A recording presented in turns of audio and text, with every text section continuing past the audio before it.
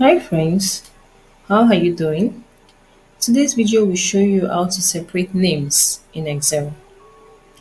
First, open up your Excel worksheet containing the names you want to separate. As you can see, displayed on the screen. Now, select the data you want to separate. Then, you click on the Data tab at the top of the screen. Now you go to the Data tools and select Text to Columns.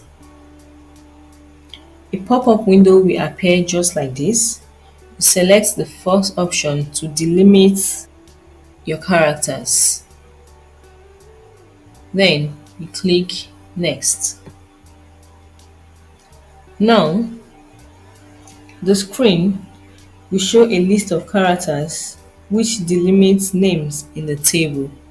So, you click on comma of this, comma and space. Then you turn this off or you unselect it. Now you click on Next. Now you have to choose where to put the name. Here you choose your destination, then you click Finished.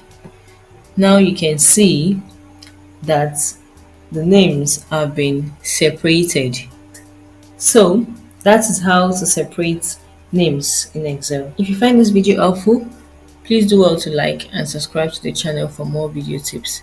Bye guys, see you in the next video.